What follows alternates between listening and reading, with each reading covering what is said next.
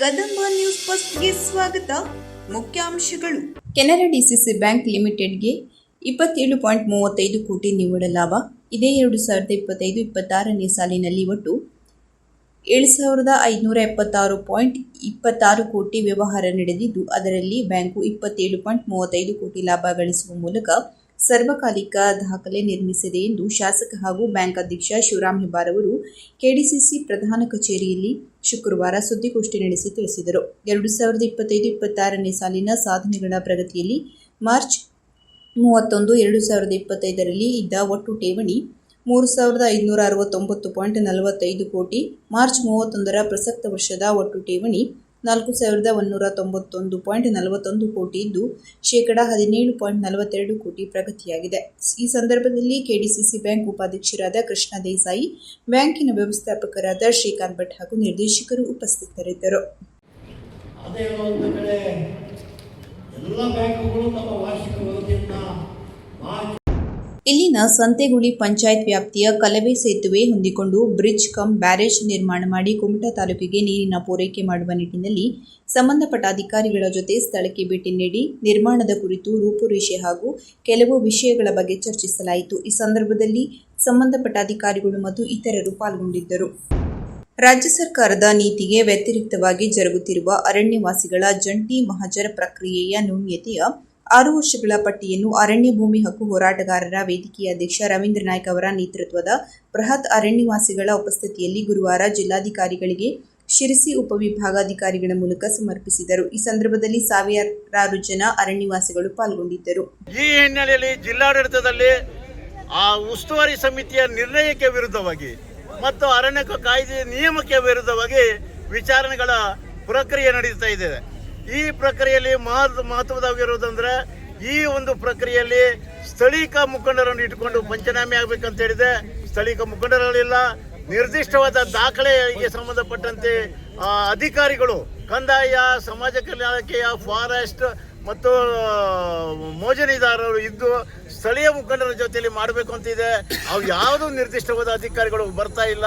ಅದ್ರ ಜೊತೆಯಲ್ಲಿ ಈ ಒಂದು ಪಂಚನಾಮೆ ಮಾಡುವ ಸಂದರ್ಭದಲ್ಲಿ ಅರ್ಜಿದಾರನಿಗೆ ಅಥವಾ ತಿರಸ್ಕೃತನಿಗೆ ಒಂದು ಮಾಹಿತಿಯನ್ನು ಕೊಡದೆ ನೇರವಾಗಿ ಬಂದು ಜಿಲ್ಲೆಯಲ್ಲಿ ಲಭ್ಯವಿರುವ ಶತಮಾನಗಳಷ್ಟು ಹಳೆಯ ಹಸ್ತಪ್ರತಿಗಳು, ದಾಖಲೆಗಳ ಬಗ್ಗೆ ಮಾಹಿತಿ ಸಂಗ್ರಹಿಸಿ ಅವುಗಳನ್ನು ರಕ್ಷಿಸಿ ವ್ಯವಸ್ಥಿತ ರೀತಿಯಲ್ಲಿ ದಾಖಲೀಕರಣಗೊಳಿಸಲು ಕ್ರಮ ಕೈಗೊಳ್ಳುವಂತೆ ವಿವಿಧ ಇಲಾಖೆಗಳ ಅಧಿಕಾರಿಗಳಿಗೆ ಅಪರ ಜಿಲ್ಲಾಧಿಕಾರಿ ಸಾಜಿದ್ ಮುಲ್ಲಾ ಸೂಚಿಸಿದರು. ಅವರು ಗುರುವಾರ ಜಿಲ್ಲಾಧಿಕಾರಿ ಕಚೇರಿ ಸಭಾಂಗಣದಲ್ಲಿ ನಡೆದ ಸಭೆಯ ಅಧ್ಯಕ್ಷತೆ ವಹಿಸಿ ಮಾತನಾಡಿದರು. ಪುರಾತತ್ವ ಇಲಾಖೆ ವತಿಯಿಂದ ರಾಜ್ಯದಲ್ಲಿನ ಹಳೆಯ ಹಸ್ತಪ್ರತಿಗಳು, ದಾಖಲೆಗಳನ್ನು ಸಂಗ್ರಹಿಸುವ ಮೂಲಕ ನಮ್ಮ ಪ್ರಾಚೀನ ಪರಂಪರೆ, ಇತಿಹಾಸವನ್ನು ಮುಂದಿನ ಪೀಳಿಗೆಗೆ ತಲುಪಿಸುವ ಉದ್ದೇಶದಿಂದ ಅವುಗಳನ್ನು ವೈಜ್ಞಾನಿಕವಾಗಿ ಡಿಜಿಟಲೈಸೇಷನ್ ಮಾಡುವ ಕಾರ್ಯ ನಡೆಯುತ್ತಿದ್ದು, ನಮ್ಮ ಜಿಲ್ಲೆಯಲ್ಲಿ ಪ್ರಸಿದ್ಧ ರಾಜಮನೆತನಗಳ ಉಗಮ, ಆಳ್ವಿಕೆ, ಧಾರ್ಮಿಕ ಪರಂಪರೆಗಳ ಆಚರಣೆಗಳನ್ನು ಒಳಗೊಂಡ ವೈಭವದ ಇತಿಹಾಸವಿದ್ದು, ಈ ಬಗ್ಗೆ ಹಸ್ತಪ್ರತಿಗಳಲ್ಲಿ ಹೆಚ್ಚಿನ ದಾಖಲೆಗಳ ಇರುವ ಸಾಧ್ಯತೆಗಳಿದ್ದು, ಇಂತಹ ದಾಖಲೆಗಳ ಬಗ್ಗೆ ಮಾಹಿತಿಗಳನ್ನು ಸಂಗ್ರಹಿಸುವಂತೆ ತಿಳಿಸಿದರು. ಜಿಲ್ಲೆಯಲ್ಲಿರುವ ಐತಿಹಾಸಿಕ ಪ್ರದೇಶಗಳಲ್ಲಿ, ಧಾರ್ಮಿಕ ಸ್ಥಳಗಳಲ್ಲಿ, ಬಸದಿಗಳಲ್ಲಿ ಹಸ್ತಪ್ರತಿಗಳು ಇರುವ ಸಾಧ್ಯತೆಗಳಿದ್ದು, ಈ ಬಗ್ಗೆ ಸ್ಥಳೀಯ ಜನತೆಯನ್ನು ಸಂಪರ್ಕಿಸಿ ಅವರಿಂದ ಮಾಹಿತಿ ಪಡೆಯುವಂತೆ ಮತ್ತು ಲಭ್ಯ ದಾಖಲೆಗಳನ್ನು ವಾರಸುದಾರರಿಂದ ಪಡೆದು ಅವುಗಳ ಮೂಲ ಅಸ್ತಿತ್ವಕ್ಕೆ ಯಾವುದೇ ಹಾನಿಯಾಗದಂತೆ ಅವುಗಳನ್ನು ಡಿಜಿಟಲೈಸೇಷನ್ ಮಾಡಿ ಪುನಃ ಅವರಿಗೆ ಹಿಂದಿರುಗಿಸುವಂತೆ ಮತ್ತು ಒಂದೊಮ್ಮೆ ಅವರು ಶಾಶ್ವತವಾಗಿ ಸರ್ಕಾರಕ್ಕೆ ನೀಡುವ ಒಪ್ಪಿಗೆ ನೀಡಿದಲ್ಲಿ ಸ್ವೀಕರಿಸುವಂತೆ ತಿಳಿಸಿದರು. ಪ್ರಾಚೀನ ಹಸ್ತಪ್ರತಿಗಳು ಹೆಚ್ಚಿನ ಸಂಖ್ಯೆಯಲ್ಲಿ ಸಂಸ್ಕೃತ ಭಾಷೆಯಲ್ಲಿ ಇರುವ ಸಾಧ್ಯತೆಗಳಿದ್ದು, ಇಂತಹ ಹಸ್ತಪ್ರತಿಗಳ ಬಗ್ಗೆ ಪದವಿ ಪೂರ್ವ ಕಾಲೇಜುಗಳ ಸಂಸ್ಕೃತ ಪ್ರಾಧ್ಯಾಪಕರಿಗೆ ಮಾಹಿತಿ ಇದ್ದಲ್ಲಿ ಅವುಗಳನ್ನು ಸಂಗ್ರಹಿಸುವಂತೆ ಮತ್ತು ಶಾಲಾ ಕಾಲೇಜು ವಿದ್ಯಾರ್ಥಿಗಳ ಮೂಲಕ ಪೋಷಕರಿಗೆ ಅವರ ಮನೆಗಳಲ್ಲಿ ಇಂತಹ ಹಸ್ತಪ್ರತಿಗಳು ಇದ್ದಲ್ಲಿ ಮಾಹಿತಿ ನೀಡುವಂತೆ ತಿಳಿಸಿ ಎಂದು ಶಿಕ್ಷಣ ಇಲಾಖೆ ಅಧಿಕಾರಿಗಳಿಗೆ ಸೂಚಿಸಿದರು.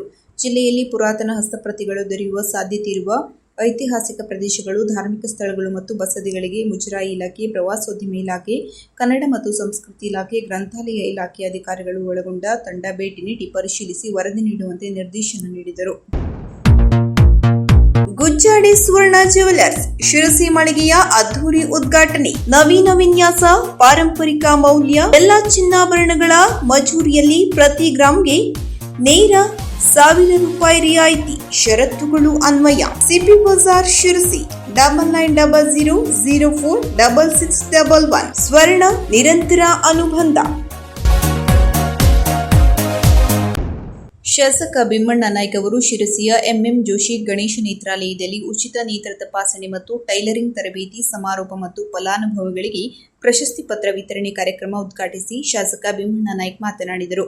ಅಭಿವೃದ್ಧಿಯಲ್ಲಿ ಕೇವಲ ಸರ್ಕಾರ ಮಾತ್ರವಲ್ಲದೆ ಸೇವಾ ಸಂಸ್ಥೆಗಳ ಪಾತ್ರವೂ ಅಪಾರವಾಗಿದೆ. Rotary Club, Inner Wheel Club of Sirsi, Heritage, MM Joshi Ganesha Netralaya ಮತ್ತು ಪ್ರಣತಿ ಟೈಲರಿಂಗ್ ಕೇಂದ್ರಗಳು ಒಗ್ಗೂಡಿ ಹಮ್ಮಿಕೊಂಡಿರುವ ಈ ಕಾರ್ಯಕ್ರಮಗಳು ಮಹಿಳಾ ಸಬಲೀಕರಣ ಮತ್ತು ಸಾರ್ವಜನಿಕ ಆರೋಗ್ಯದ ದೃಷ್ಟಿಯಿಂದ ಮೈಲಿಗಲ್ಲಾಗಿವೆ. ಸ್ವಾವಲಂಬಿ ಬದುಕಿಗಾಗಿ ತರಬೇತಿ ಪಡೆದ ಮಹಿಳೆಯರಿಗೆ ಗೌರವ ಸಲ್ಲಿಕೆ ಹಾಗೂ ಸಾರ್ವಜನಿಕರಿಗೆ ಉಚಿತ ಕಣ್ಣಿನ ತಪಾಸಣೆಯಂತಹ ಜನಪರ ಕಾರ್ಯಗಳು ಸದೃಢ ಸಮಾಜ ನಿರ್ಮಾಣಕ್ಕೆ ಸಾಕ್ಷಿಯಾಗಿದೆ. ಈ ಮಹತ್ ಕಾರ್ಯದಲ್ಲಿ ಪಾಲ್ಗೊಳ್ಳುವುದು ಜನಸೇವೆಯ ಒಂದು ಭಾಗವಾಗಿದೆ ಎಂದು ತಿಳಿಸಿದರು. ಜಿಲ್ಲೆಯಲ್ಲಿ ಪ್ರಸಕ್ತ ಮುಂಗಾರು ಹಂಗಾಮಿಗೆ ವಿವಿಧ ಗ್ರೇಡ್ಗಳ ಒಟ್ಟು 36,560 ಟನ್ ರಸಗೊಬ್ಬರದ ಅವಶ್ಯಕತೆ ಇದ್ದು, ಪ್ರತಿ ತಿಂಗಳು ಬೇಡಿಕೆಗೆ ಅಗತ್ಯವಿರುವಷ್ಟು ರಸಗೊಬ್ಬರ ರೈತರಿಗೆ ದೊರೆಯುವ ನಿಟ್ಟಿನಲ್ಲಿ ಅಗತ್ಯ ದಾಸ್ತಾನು ಮಾಡಿಕೊಳ್ಳುವಂತೆ ತಿಳಿಸಿದ ಜಿಲ್ಲಾಧಿಕಾರಿಗಳು, ರಸಗೊಬ್ಬರ ಪೂರೈಕೆ ಮಾಡುವ ಕಂಪನಿಗಳ ಪ್ರತಿನಿಧಿಗಳು ಜಿಲ್ಲೆಯ ಬೇಡಿಕೆಗೆ ಅನುಗುಣವಾಗಿ ರಸಗೊಬ್ಬರ ಸರಬರಾಜು ಆಗುವಂತೆ ಎಚ್ಚರ ವಹಿಸಬೇಕು ಎಂದರು.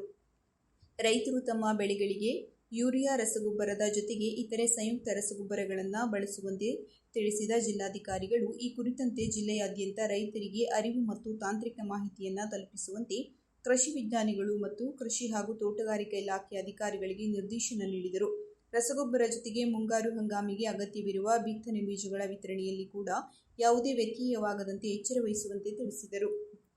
ಶಿರಸಿ ತಾಲೂಕಿನ ಬದನಗೂಡ ಗ್ರಾಮ ಪಂಚಾಯತ್ ವ್ಯಾಪ್ತಿಯ ಸರ್ಕಾರಿ ಹಿರಿಯ ಪ್ರಾಥಮಿಕ ಶಾಲೆ ಸಂತೋಡಿಯಲ್ಲಿ ದಿನಾಂಕ ಏಪ್ರಿಲ್ 10, 2026ರಂದು 14 ವರ್ಷ ಸೇವೆ ಸಲ್ಲಿಸಿ ನಿವೃತ್ತಿ ಹೊಂದಿದ ಶ್ರೀ ತಿಮ್ಮಣ್ಣ ನಾಯ್ಕ ಇವರಿಗೆ ಸನ್ಮಾನಿಸಲಾಯಿತು. ಈ ಸಂದರ್ಭದಲ್ಲಿ ಪಂಚಾಯತ್ ಅಭಿವೃದ್ಧಿ ಅಧಿಕಾರಿ ಶ್ರೀ ಪರಸಪ್ಪ ಲಮಾಣಿ, ಸೆಕ್ರೆಟರಿಯಾದ ಪರಮೇಶ್ವರ್ ಇವರಿಗೂ ಸನ್ಮಾನಿಸಲಾಯಿತು. ಈ ಸಂದರ್ಭದಲ್ಲಿ ಭದ್ರಗೌಡ, ಚನ್ನಪ್ಪಗೌಡ, ಪಂಚಾಯತ್ ಸಿಬ್ಬಂದಿ ಕರ್ಣ, ಎಸ್ಡಿಎಂಸಿ ಅಧ್ಯಕ್ಷ ರವಿ ಭೋವಿ, ಶಿವಪ್ಪ ಭೋವಿ, ಮಧುಕೇಶ್ವರ್ ಕುಮಾರ್ ಭೋವಿ, ಅಂಗನವಾಡಿ ಕಾರ್ಯಕರ್ತೆಯರಾದ ಶ್ರೀಮತಿ ಸವಿತಾ ಬಿಜಾಪುರ, ಆಶಾ ಕಾರ್ಯಕರ್ತೆ ಗೀತಾ ತಂಬೊಳ್ಳಿ, ಅತಿಥಿ ಶಿಕ್ಷಕಿ ಶಕುಂತಲಾ ಕೆ, ನಂದಗೌಡ, ಶಾಂತಮ್ಮ, ವಂದನಾ, ಸೌಭಾಗ್ಯ ಇನ್ನು ಅನೇಕ ಗ್ರಾಮಸ್ಥರು ಹಾಜರಿದ್ದರು. ನೂತನವಾಗಿ ಆಗಮಿಸಿದ ಶ್ರೀ ಚಂದ್ರಗೌಡ ಶಿಕ್ಷಕರನ್ನು ಬರಮಾಡಿಕೊಳ್ಳಲಾಯಿತು ಹಾಗೂ 7ನೇ ತರಗತಿ ವಿದ್ಯಾರ್ಥಿಗಳಿಗೆ ಬೀಳ್ಕೊಡುಗೆ ಸಮಾರಂಭ ಮಾಡಲಾಯಿತು. ಪ್ರಾಸ್ತಾವಿಕ ಯುವರಾಜ್ ಜೇಗೌಡ ಮಾತನಾಡಿದರು. ಶಿಕ್ಷಕರಾದ ದೇವಿದಾಸ್ ಸ್ವಾಗತಿಸಿದರು. ಧನ್ಯವಾದ ಶಿಕ್ಷಕರಾದ ಆನಂದ್ ಸುಲ್ಲಾಪುರ ನಿರ್ವಹಿಸಿದರು. ಮತ್ತು ಈಗಾಗಲೇ ಇಲ್ಲಿ 7ನೇ ಕ್ಲಾಸ್ ಅನ್ನು ಮುಗಿಸಿ ಈಗ 8ನೇ ಕ್ಲಾಸಿಗೆ ತೆರಳ್ತಾ ಇದ್ದಾರೆ ಮಕ್ಕಳು. ಅವ್ರಿಗೆಲ್ಲರಿಗೂ ಮುಂದಿನ ದಿನಗಳಲ್ಲಿ ಒಳ್ಳೆಯದಾಗಲಿ. ಈಗಾಗಲೇ ನಮ್ಮ ಪಿಡಿಒ ಬಗ್ಗೆ ನಾನು ಹೆಚ್ಚು ಹೇಳೋದಿಲ್ಲ, ತಮಗೆಲ್ಲರಿಗೂ ಗೊತ್ತಿದ್ದೇ ಇದೆ. ಶಿರಸಿ ನಗರ ಮಂಡಲ ವತಿಯಿಂದ ರಾಷ್ಟ್ರೀಯ ಕಾಂಗ್ರೆಸ್ ಪಕ್ಷದ ಅಧ್ಯಕ್ಷರಾದ ಮಲ್ಲಿಕಾರ್ಜುನ ಖರ್ಗೆ ಆರ್ಎಸ್ಎಸ್ ಹಾಗೂ ಭಾರತೀಯ ಜನತಾ ಪಕ್ಷದ ಬಗ್ಗೆ ಬಾಯಿಗೆ ಬಂದ ಹಾಗೆ ಮಾತನಾಡಿರುವುದನ್ನು ಖಂಡಿಸಿ ಮಲ್ಲಿಕಾರ್ಜುನ ಖರ್ಗೆ ವಿರುದ್ಧ ಶಿರಸಿ ನಗರ ಪೊಲೀಸ್ ಠಾಣೆಗೆ ತೆರಳಿ ಪೊಲೀಸ್ ಉಪಧೀಕ್ಷಕರ ಬಳಿ ದೂರು ದಾಖಲಿಸಲಾಯಿತು. ಈ ಸಂದರ್ಭದಲ್ಲಿ ಮಂಡಲಾಧ್ಯಕ್ಷರಾದ ಶ್ರೀ ಆನಂದ್ ಸಾಲೇರ್, ಯುವ ಮೋರ್ಚಾಧ್ಯಕ್ಷರಾದ ಶ್ರೀ ವಿಜಯ್ ಶೆಟ್ಟಿ, ಮಂಡಲ ಪ್ರಧಾನ ಕಾರ್ಯದರ್ಶಿಗಳಾದ ಶ್ರೀ ನಾಗರಾಜ್ ನಾಯ್ಕ್, ಶ್ರೀ ಮಾಲ್ತೇಶ್ ಹಾದಿಮನಿ, ಜಿಲ್ಲಾ ಕಾರ್ಯದರ್ಶಿ ಶ್ರೀಮತಿ ಶರ್ಮಿಳಾ ಮಾದನಗೇರಿ, ಯುವ ಮೋರ್ಚಾ ಜಿಲ್ಲಾ ಉಪಾಧ್ಯಕ್ಷರಾದ ಶ್ರೀ ಸುದರ್ಶನ್ ವೈದ್ಯ, ಜಿಲ್ಲಾ ಸಾಮಾಜಿಕ ಜಾಲತಾಣ ಸಂಚಾಲಕರಾದ ಶ್ರೀ ರವಿಚಂದ್ರ ಶೆಟ್ಟಿ, ಮಂಡಲ ಯುವ ಮೋರ್ಚಾ ಪ್ರಧಾನ ಕಾರ್ಯದರ್ಶಿಗಳಾದ ಶ್ರೀ ಸಂಜಯ್ ಸಜ್ಜನ, ಶ್ರೀ ಅಮಿತ್ ಸರ್ವದಿ, ಪದಾಧಿಕಾರಿಗಳಾದ ಶ್ರೀ ಲೋಹಿತ್ ಕಾನಡೆ, ಶ್ರೀ ಡಿಜಿ ನಿತಿನ್, ಶ್ರೀ ಸಂಪತ್ ನಾಯ್ಕ್ ಹಾಗೂ ಮಂಡಲ ಉಪಾಧ್ಯಕ್ಷರು, ಪದಾಧಿಕಾರಿಗಳು ಮತ್ತು ಮಹಿಳಾ ಮೋರ್ಚಾ ಪದಾಧಿಕಾರಿಗಳು ಹಾಗೂ ಪ್ರಮುಖರು ಉಪಸ್ಥಿತರಿದ್ದರು. ಗುಜ್ಜಾಡಿ ಸ್ವರ್ಣ ಜುವೆಲ್ಲರ್ಸ್ ಅವರ ನೂತನ ಆಭರಣ ಮಳಿಗೆಯನ್ನು ಇಂದು ಏಪ್ರಿಲ್ 10, 2026ರಂದು ಶಿರಸಿಯ ಸಿಪಿ ಬಜಾರಿನ ಅನುಗ್ರಹ ಕಟ್ಟಡದಲ್ಲಿ ಉದ್ಘಾಟಿಸಲಾಯಿತು. ಈ ಸಂಸ್ಥೆಯ ಮುಖ್ಯಸ್ಥರು, ಗ್ರಾಹಕರು ಹಾಗೂ ಸಿಬ್ಬಂದಿ ವರ್ಗದವರು ಹಾಜರಿದ್ದರು.